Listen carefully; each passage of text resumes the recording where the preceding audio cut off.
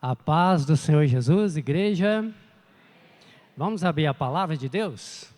Hoje nós vamos fazer um estudo da Bíblia. 1 Tessalonicenses, capítulo 4, do verso 13 a 18. Projeta aí para nós, Samara, na revista Almeida, atualizada. 1 Tessalonicenses, capítulo 4, do 13 ao 18. Eu vou ler, os irmãos me acompanham em silêncio.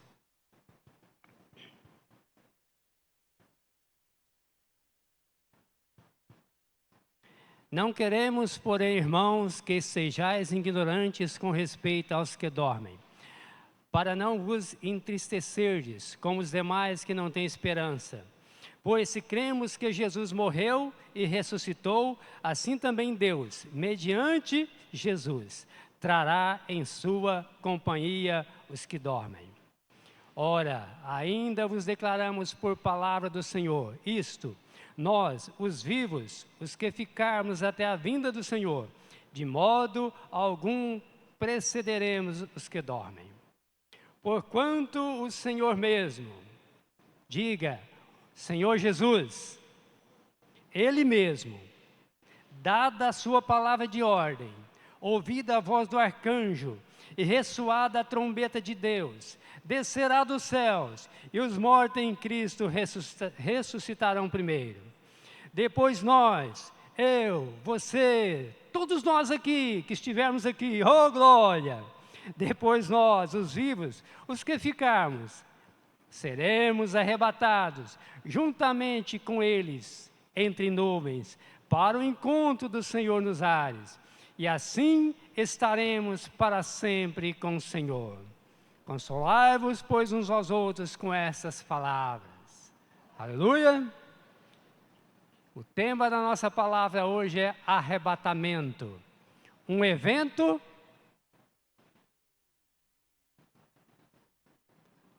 eu estou vendo um grande número ali, participando do arrebatamento, pastor Roberto. E eu vejo esta igreja participando do arrebatamento. Aleluia!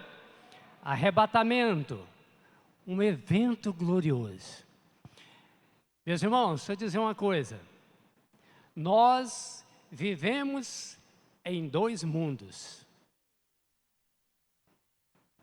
Vivemos no mundo físico, esse mundo palpável, esse mundo em que tudo é visível, tudo é visto, tudo é notado, é percebido fisicamente.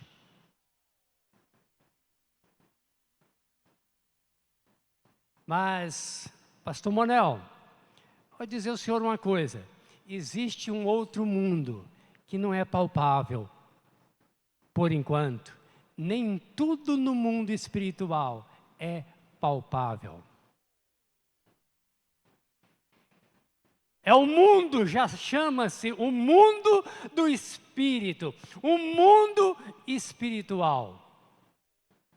E quando nós falamos do arrebatamento, nós estamos referindo a qual mundo? Mundo espiritual. E para fazer parte do mundo físico, precisamos só de estar presente fisicamente. Só isso. Mas, para fazer parte do mundo espiritual, é necessário algo muito importante, muito fundamental. Eu quero fazer duas observações importantíssimas. E a primeira delas é o seguinte: no mundo espiritual, só se vive pela fé. Preste bem atenção. No mundo espiritual, só se vive pela fé. É necessário crer, é necessário acreditar. Sabe por que os irmãos estão aqui?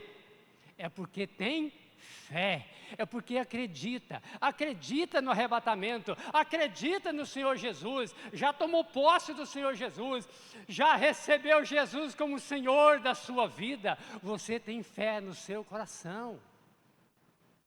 Sabe por que muitos não estão aqui, meus irmãos? É porque ainda não conseguiram entender que para entrar no mundo espiritual é necessário fé. Eu não estou me referindo àqueles irmãos que não puderam vir e não podem vir. Eu estou me referindo àqueles que não creem, àqueles que não acreditam, àqueles que ainda não tomaram posse do Senhor Jesus. É necessário, meus irmãos, que tenha fé para entrar no mundo espiritual. Sem fé, não conseguimos agradar a Deus.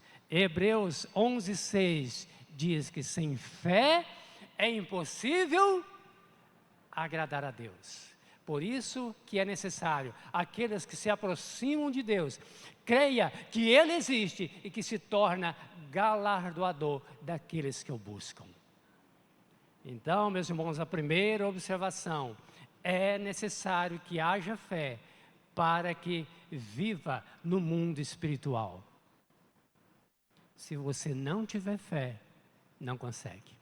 É por isso que quando pregamos, nós devemos fazer com que as pessoas entendam que para entrar no mundo espiritual precisa ter fé, precisa acreditar, precisa crer no Deus Todo-Poderoso e em tudo que foi feito ali na cruz, porque senão não há transformação, não há mudança, não há libertação.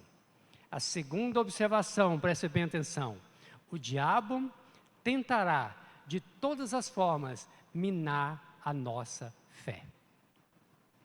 Ele vai procurar todas as formas tirar a sua fé. Problemas, dificuldades, angústias, provações, tribulações, lutas, quantas lutas! Vai tentar minar a sua fé. Meus irmãos, quando nós entramos no YouTube, Kawaii, ou nas redes sociais, existe muita coisa boa, muitas coisas boas mesmo, em que nós podemos fazer pesquisa, olhar, verificar, crescer, analisar, estudar e aplicar. Mas existe muitas coisas também que são nocivas à nossa fé.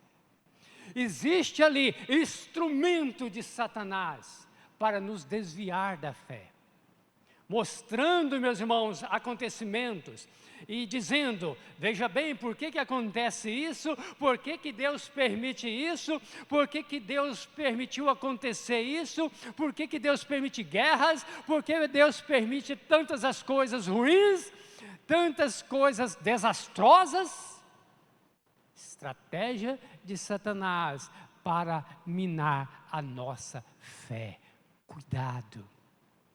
Cuidado, meus irmãos, tudo que existe, tudo que o mundo está passando, está aqui, ó, nesse livro chamado Palavra de Deus. Amém, meus irmãos? Palavra de Deus. Tudo o que está acontecendo na face da terra está aqui na Palavra de Deus, está escrita na Bíblia Sagrada, está escrito na Palavra do Senhor, tudo. Então não se preocupe, vai acontecer muitos desastres, muitas coisas hão de acontecer, mas não desfaleça da sua fé. Amém, meus amados? Muito bem, quanto ao arrebatamento, faremos então duas observações. E a primeira observação, meus irmãos, que eu quero fazer, é uma promessa para a igreja. Diga comigo, é uma promessa para a igreja. Aleluia. Oh, meus amados, quando nós paramos e envolvemos no mundo espiritual, nós passamos a vislumbrar a grandeza das promessas que tem na Bíblia para nossas vidas.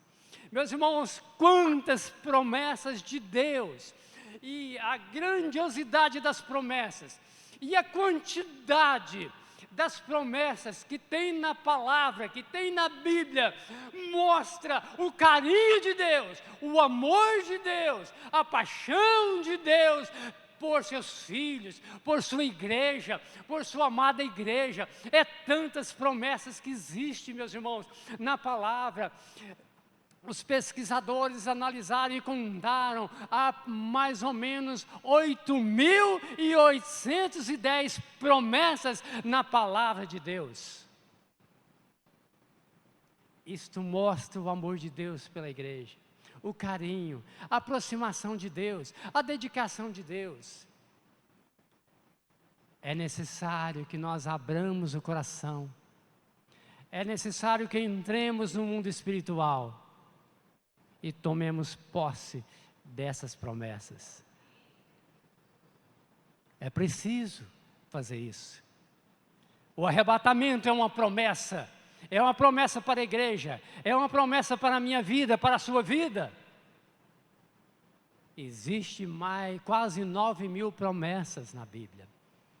Desde o início, quando Deus chamou Abraão, inclusive vai ser o tema do grupo familiar de segunda e de terça-feira, que é sobre fé. Fé, promessas feitas a Abraão. E Abraão tomou posse das promessas através da fé. Ele creu. No entanto, é por isso que ele é chamado de pai da fé. Aqui tem um punhado de gente que pode ser chamado de pai da fé. Amém? E também algumas irmãs, mãe da fé. Oh, glória! Meus irmãos, existe fé, vários tipos de fé. E eu quero mencionar 2 tipos de fé. A fé condicional e a fé incondicional. Se você tem fé, preste bem atenção. Existe fé incondicional. Esta fé, meus irmãos, independente do que você faz, do que você deixa de fazer, independente se você é um cristão ou não, independente da sua ação ou não, vai se cumprir à risca por Deus, pelo poderoso Deus. Por exemplo, dilúvio. Há uma promessa que Deus nunca mais vai destruir a terra por água, por dilúvio, não é? É uma promessa. Isso é incondicional, independente do que façamos. É uma promessa incondicional, não depende de você. A volta de Jesus é uma promessa condicional ou incondicional? É uma promessa incondicional, independente. Se você crê, se você não crê, se você aceitou Jesus e não aceitou Jesus, Ele voltará. Oh, glória! Ele voltará. Em toda a face da terra, prega-se sobre o arrebatamento, prega-se sobre a volta de Jesus. Não sabemos se é no início, se é no meio, ou se é no fim da grande tribulação, mas todos são unânimes: Jesus voltará. Jesus voltará.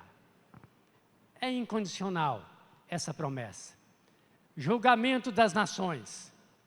Independente se você crê, se você não crê, todas as nações serão julgadas. Todas as nações, todos os povos. Agora, existe promessa, meus irmãos, que são condicionais.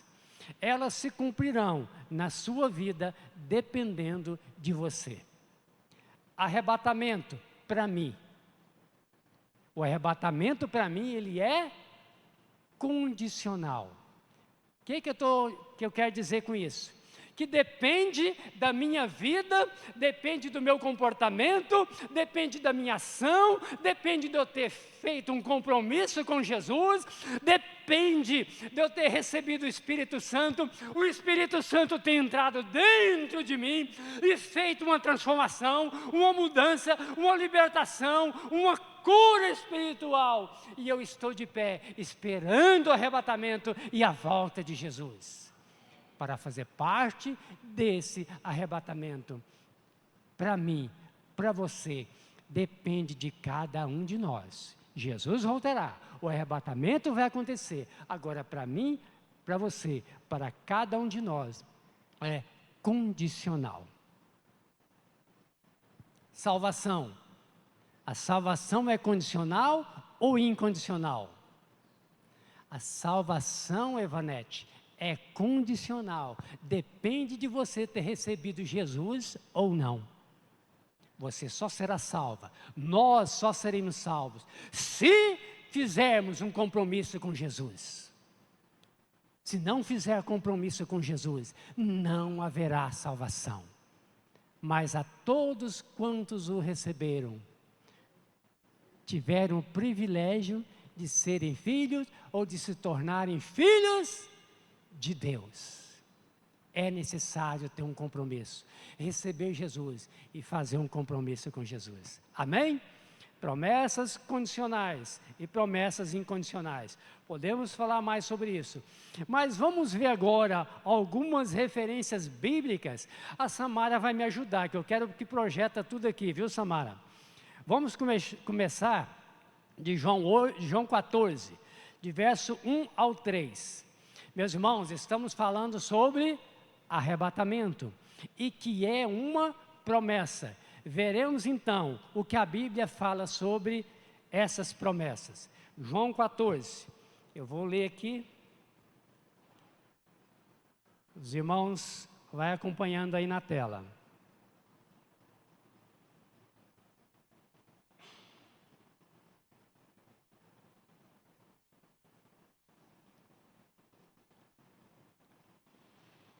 Veja bem o que Jesus disse. Não se turbe o vosso coração. Credes em Deus, crede também em mim. Na casa de meu pai há muitas, o quê? Moradas. E se assim não fora, eu vos teria dito, pois vou preparar-vos, e quando eu for e vos preparar lugar, voltarei. Diga comigo, voltarei. E vos receberei para mim mesmo, para que onde eu estou, estejais vós também. Amém, meus queridos? Jesus, ele passou a consolar os discípulos. Os discípulos naquele momento, desorientado, desnorteado. No entanto, Jesus chega e fala, escuta, peraí, crede em Deus, creia em mim também. Na casa de meu pai há muitas moradas, eu vou voltar, vou preparar o lugar, eu vou voltar e vou buscar vocês. Meus irmãos, há promessas, muitas promessas sobre o arrebatamento, sobre a volta de Jesus. Então, creia, toma posse de todas elas. Amém, meus queridos? Atos 1:9. Projeta aí para nós, Samara. Atos 1:9. Depois de ter dito isso, Jesus foi levado às alturas, à vista deles, e uma nuvem encobriu dos seus olhos. E estando eles com os olhos fitos no céu, enquanto Jesus subia, eis que dois homens, ou dois varões vestidos de branco, se puseram do lado deles. E lhes disseram, homens da Galileia, porque vocês estão olhando para as alturas? Esse Jesus, que foi levado no meio de vocês, para o céu, virá do modo como vocês viram subir. Oh, glória! Do mesmo jeito, eles ficaram atônitos. Meus irmãos, prestem bem atenção, visualize Jesus subindo. Subindo. De repente, dois varões aparecem de lado. Por que vocês estão olhando para cima? O que está acontecendo com vocês?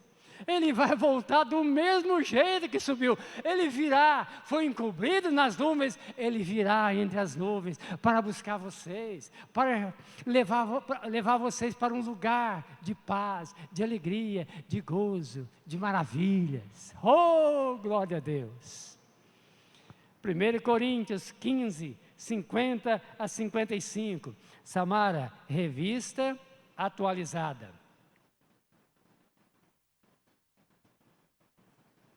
Com isto, quero dizer, irmãos, que a carne e sangue não podem herdar o reino de Deus, nem a corrupção herdar a incorrupção.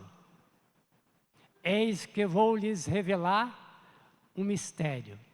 Nem todos dormiremos, mas todos seremos transformados.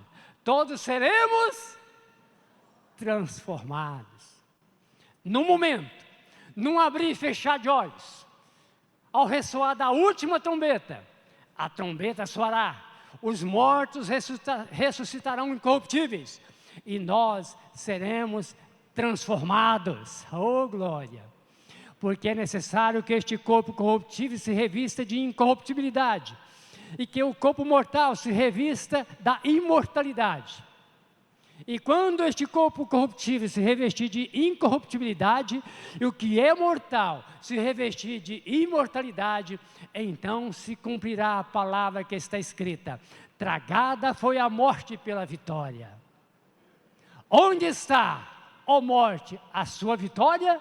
Onde está, ó morte, o seu aguilhão? Aleluia! Haverá um dia que seu corpo será transformado, será liberto, será curado, mudado completamente. Amém, igreja? Filipenses 3, 20 a 21. Eu gosto demais da conta desse texto, Tiago. De vez em quando eu falo ele aqui, já ouviu? De vez em quando. Como é bom. Vamos lá? Pois nossa pátria está nos... Meus irmãos, existe dois mundos, duas pátrias. Qual é a sua pátria física? Brasil? Você está numa pátria brasileira. Mas existe outra pátria, a pátria celestial. Meus irmãos, reanime, se alegra, glorifica, engrandeça o Deus, se apega a Cristo, porque você é um cidadão celestial. Oh, glória! A nossa pátria está nos céus, de onde também aguardamos o Salvador, o Senhor Jesus Cristo, o qual transformará o nosso corpo de humilhação para ser igual ao corpo da sua glória, segundo a eficácia do seu poder que Ele tem, de até subordinar-se todas as coisas. Oh, glória a Deus! São versículos grandes demais, Lísio. Versículo profundo. Ísio, fala alguma coisa lá sobre arrebatamento? Ísio, volta e meia, está nos mandando mensagem pensativa, filosófica, umas mensagens que eu gosto, eu sempre leio essas mensagens, que te leva a pensar, uma mensagem que muitas vezes ele está perguntando, e ora está respondendo, e ora está explicando, mas são mensagens edificativas, não é? Fala sobre arrebatamento. O que é o arrebatamento? Quem fará isso do arrebatamento? Muito se fala do arrebatamento. Então, eu resolvi falar hoje sobre arrebatamento.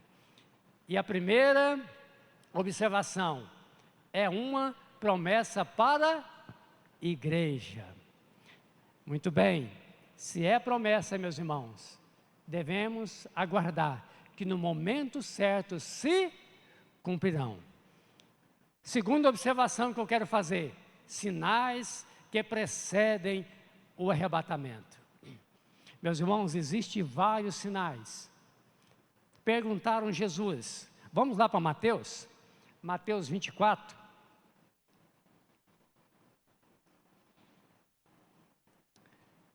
Mateus 24, nós já falamos sobre isso quando estudamos esse livro, mas eu quero novamente estudarmos. No Monte das Oliveiras achava-se Jesus assentado, quando se aproximaram dele os discípulos. em particular lhe pediram. Dize-nos quando sucederão essas coisas, e que sinal haverá da tua vinda e da consumação do século. Preste bem atenção. Que sinal haverá da tua vinda e da consumação do século? Foi o pedido dos discípulos. Os discípulos estavam sem saber. Aí Jesus passa a dizer. E lhes respondeu Jesus: vede que ninguém vos engane, porque virão muitos em meu nome, dizendo, eu sou o Cristo, e enganarão a muitos. E certamente ouvireis falar de guerras e rumores de guerras. Vede, não vos assusteis, porque é necessário assim acontecer, mas ainda não é o fim. Porquanto se levantará nação contra nação, reino contra reino, e haverá fomes e terremotos em vários lugares. Porém, tudo isto é o princípio das dores. Então sereis atribulados, e vos matarão, sereis odiados de todas as nações por causa do meu nome. Nesse tempo muitos hão de se escandalizar, trair e odiar uns aos outros. Levantar-se-ão muitos falsos profetas e enganarão a muitos. E por se multiplicar a iniquidade, o amor se esfriará de quase todos. Aquele, porém, que perseverar até o fim, esse será salvo. Vou repetir. Aquele, porém, que perseverar até o fim, será salvo. E será pregado esse evangelho do reino por todo o mundo, para testemunho a todas as nações. Então virá o fim. Meus irmãos, há sinais que precedem o arrebatamento. Não sabemos o dia, não sabemos a hora, mas existem sinais que confirmam isso. E nós devemos ficar atentos. Eu vou citar aqui alguns sinais bem rápido. Nós vimos aqui falsos cristos e falsos profetas. Aqui no Brasil, até que não tem tanto, não vemos falso Cristo aqui, claramente, bem notório, não tem. Mas no mundo afora, meus irmãos, existe pelo menos 10 pessoas, 10 homens que se intitulam o Cristo. E o pior de tudo, sabe o que é? É que existe um montão de pessoas seguindo esses homens. Um monte de gente seguindo esses homens que se intitula Cristo. Quanto a falsos profetas, não precisa nem dizer, né? Tanto no Brasil e mundo afora, tantos falsos profetas têm surgido. Quantas falsas igrejas têm surgido, têm nascido para desviar os cristãos da verdade, os crentes da verdade. É por isso, meus irmãos, que devemos nos apegar a cada dia à palavra de Deus, para conhecer realmente o que diz a palavra de Deus e o Espírito Santo falar ao nosso coração. Guerras, outro sinal, e rumores de guerra. Meus irmãos, nós estamos vendo aí duas guerras que nós conhecemos, que muitas vezes é propagada na reportagem: Israel e o Hamas, Rússia e Ucrânia, é as mais notórias, né? Agora, Rússia e Ucrânia desde 2022, e agora Israel de 2023 para cá. Meus irmãos, mas existe além deles mais 8 guerras no mundo. Nunca houve tantos conflitos armados como tem havido ultimamente. Os conflitos armados, meus irmãos, têm aumentado 400%, só para os irmãos terem ideia das pesquisas. Só para os irmãos terem ideia. Nós muitas vezes não ficamos sem saber, mas tem aumentado de uma forma assustadora. A BBC News diz que o mundo nunca esteve tão violento quanto nesses últimos anos.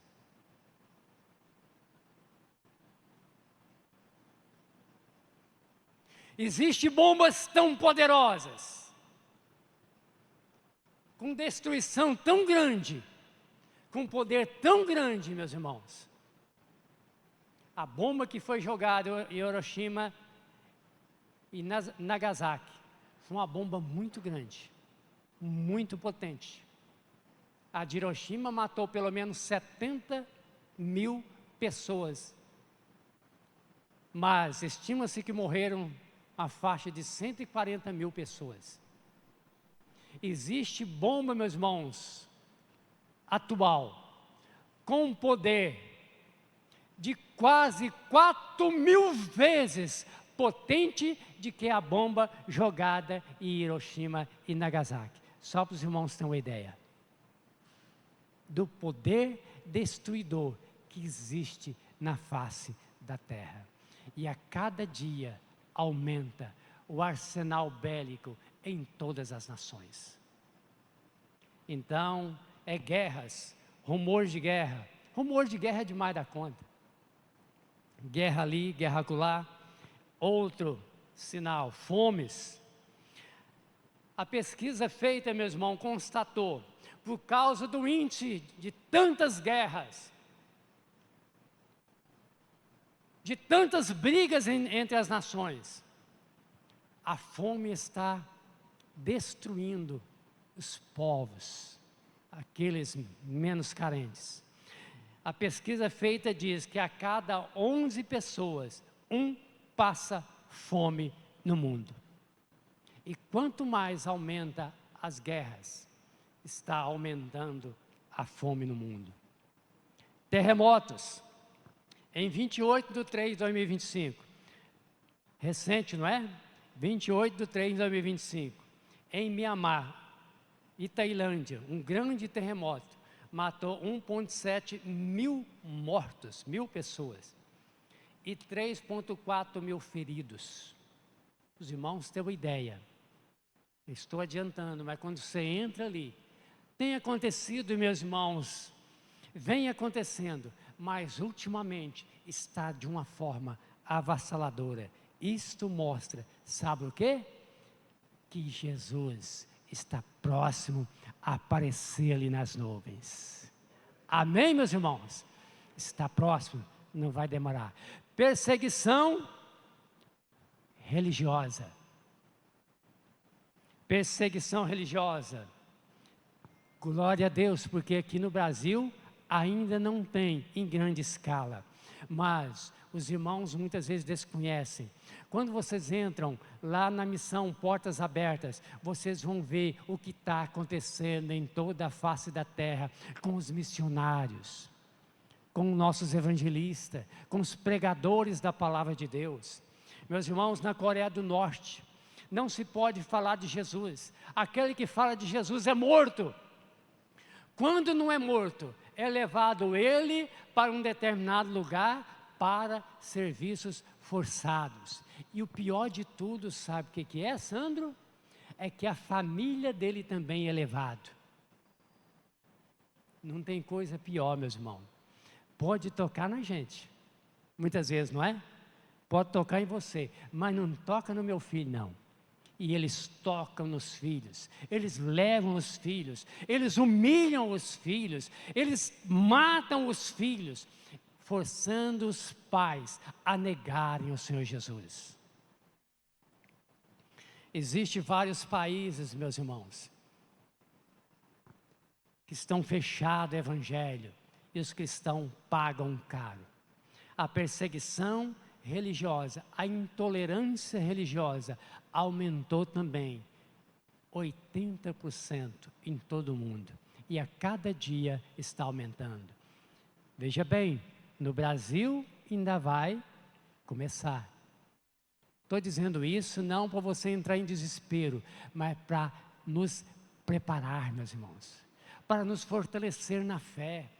A Bíblia diz isto, a palavra diz que seremos o quê? Perseguidos. Hoje ainda a Constituição ainda nos ajuda, mas nos bastidores, meus irmãos, o diabo já está orquestrando agindo para impedir a propagação do Evangelho de Cristo, para impedir que as pessoas sejam salvas. Mas enquanto estivermos tempo, nós não vamos perder tempo. Vamos pregar, vamos falar e vamos em todo lugar glorificar o nome de Jesus. Amém, meus queridos? É por isso que tem um grupo aí, quinta-feira, não tem? Está lá. Em todo lugar tem um grupo. E de vez em quando, algumas pessoas que vai comigo ali na roça, prega a palavra, não podemos deixar. De vez em quando eu vou visitar alguma pessoa para arrumar uma máquina. Entro no assunto e tem que dar uma palavrinha falando sobre Jesus. Não tem jeito, tem que dar uma palavrinha. Somos cristãos e aonde colocarmos a planta dos pés, há de ficar uma semente do Evangelho. Amém, igreja? Meus irmãos, Coreia do Norte, Somália, Iêmen, Líbia, Índia, China, muitos países. Tem mais países em que os cristãos estão pagando com a própria vida por não negar o Senhor Jesus. E eu vou dizer uma coisa para os irmãos, nós também, se preciso for, vamos pagar com a nossa própria vida, mas nós não vamos desgrudar de Jesus de jeito nenhum. Amém, meus irmãos? Não vamos largar ele, não. Vamos fazer igual Jacó.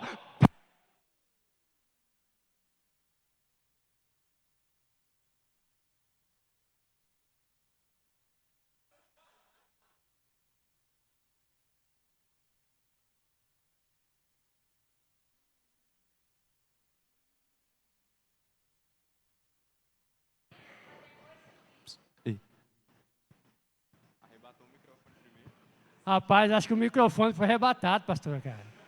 Que isso? Ficou com tanto medo aqui. Então você tem que se agarrar o quê? Fazer igual o Jacó fez. Eu não te largo enquanto não me der a minha bênção. Sabe o que aconteceu? O milagre que aconteceu ali com Jacó? O milagre da transformação, da libertação. A partir daquele momento, ele não só recebeu a bênção material, mas a bênção espiritual. Testando. Tá bom. Então, meus irmãos, não deixemos por nada o Senhor Jesus. Hoje, meus irmãos, temos essa liberdade de glorificar Jesus em todos os lugares. Aqui nós podemos dizer glória, glória a Deus. Diga glória a Jesus, glória a Jesus. Diga comigo, aleluia, aleluia. Teve um dia, pastor Roberto, estava passando um bêbado da igreja, estava aleluia, aleluia. Aí ele chegou e falou lá para o fundo do porteiro, ainda bem que é aleluia. Já pensou se fosse marimbondo? Mas, meus irmãos, em todos os lugares, nós podemos dizer aleluia. Nós podemos dizer glória a Deus e engrandecer o nome do Todo-Poderoso. Amém, meus queridos? Este é o nosso prazer, a nossa alegria. Mas para nossas considerações finais, eu quero deixar duas palavras. Primeira, quando você estiver sendo tentado, quando o pecado estiver te assediando, diga, preciso resistir. Quero fazer parte do arrebatamento. Aleluia. Quero fazer parte do arrebatamento. Em Hebreus 12:1, diz que o pecado, meus irmãos, está nos assediando o tempo todo. Mas, quando você se sentir fraco, quando você se sentir tentado, forçado a pecar, levante a cabeça e diga, eu vou resistir. Eu quero fazer parte do arrebatamento da igreja do Senhor Jesus. Amém? Segundo, quando estiver passando lutas e provações, diga: preciso resistir, quero fazer parte do arrebatamento. Esse aí não é um, não? Está difícil? A luta está difícil? Hoje mesmo, conversando com a Nilveni, ontem e hoje, ela passou bem mal, e antes de ontem também. Essa noite, quando foi de 1 para 2 horas, tentando fazer uma massagem nas pernas dela, porque as pernas, síndrome das pernas inquietas, estava demais da conta que eu nunca Qual que é o número? as pernas pular tanto. Não conseguia dormir. Hoje a gente conversando, sempre falo: meu bem, paciência.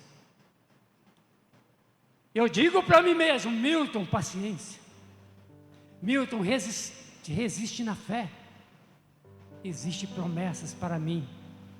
E eu digo para a Nilveni: meu bem, existem promessas para você. Um dia vai acabar. Um dia as lutas vão acabar. Um dia tudo isso vai passar. E nós estaremos para sempre com o Senhor Jesus. Meus irmãos, deixa eu dizer uma coisa aqui.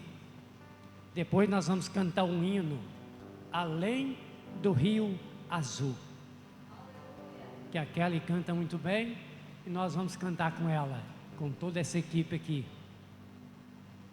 Na Copa de 94, quando o Brasil foi campeão, tetracampeão, teve uma frase de Galvão Bueno que ficou marcado em todo o mundo.